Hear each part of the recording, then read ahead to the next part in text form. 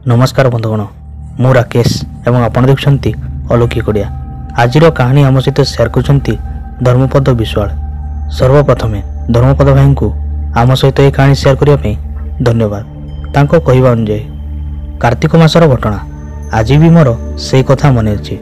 मो आखि आगे खाली भासी जाऊँगी से अतृप्त आत्मार झलक। से दिनर घटना भाविला बेलू मो शरीरर प्रत्येकलम ठिया हो जाऊँगी, देह मोर थरिबाकु लागुछि। से दिन थिला एक अंधार राति और एक अभुला रातिर कथा। कार्तिक मासर शीतुआ राति जह्न आलोकरे सबुआडे आलोकित दिशुथिला आकाशर रंग बदली नथिला। सबुदिन परी आकाश नील दिशुथिला।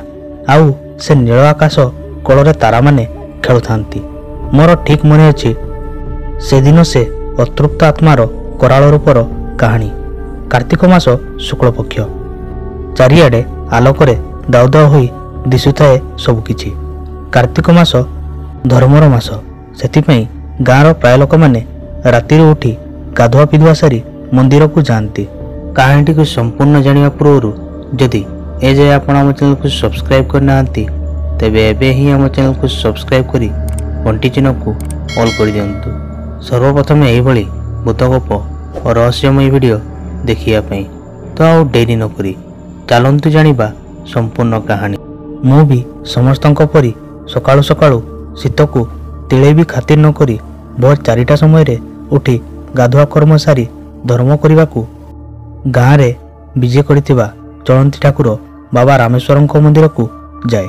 किंतु सबुदिन घटनाठू से दिन कहानी मध्य थिला आकाश पातलर तफात। से दिन भोर सकाळु हठात मोर निद भांगीगला।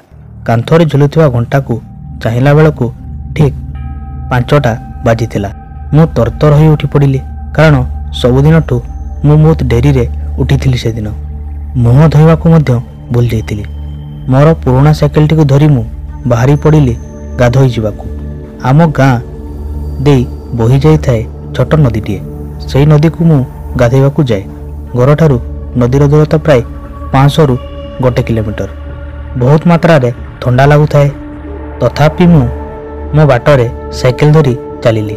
किछि समय परे मु आम गाँ नदी पाखरे पहुँचिली। सेठारे साइकेल रखी देई मलत्याग करने को चलीगली। हेले सबुदिनठू से दिन मते कहीं अलगा अलगा लागू थाए, किंतु मु जानी पारु न थाए। मु भावु थाए कि सकाळ होई गलानी, एबे लोक माने धीरे धीरे जीवा आसीबा करिवे। किंतु से दिन केही मध्य आसु नथिले। तथापि मो मनरे जमा मध्य डर नथिला, काहेकि ना मु भावुथिली सकाळ होई गलानी। किंतु ना, समय सिना सकाळ होबाकू जाउथिला, हेले वास्तवतार चित्र किछि अलगा थिला।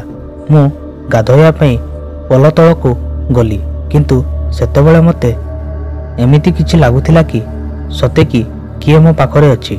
मते परिवेशर पवन किछि अलगा लागुथाए। परिवेश जेतेबेले बदलु थाए मते धीरे धीरे डर लागुथाए।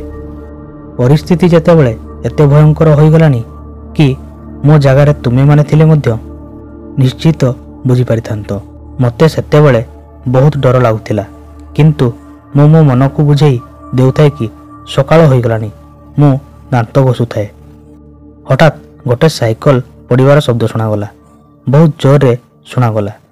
मु भाविली मोर को सांग आसीछि बोधे गाधोइबाकू, आउ मते डरउछि। मु बड़ पाटी रे चिल्लेकी कहिली, किए रे तू, आस शीघ्र गाधेकी जिबा, डेरी होई गलानी।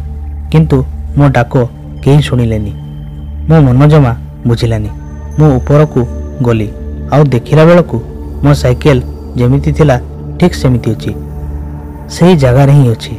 सेतेबेलकू मते बहुत डर लागुथिला। पुणी मु तळकू आसिली। मु देखिली मो बाम पट ऊपर को पोल ऊपर गोटे धळा रंगर मनीष आकारर किछि गोटे ठिया होइतिला। मु ताकू सामनारू देखु नथिली, ताकू कोणेई कोणेई देखुथिली।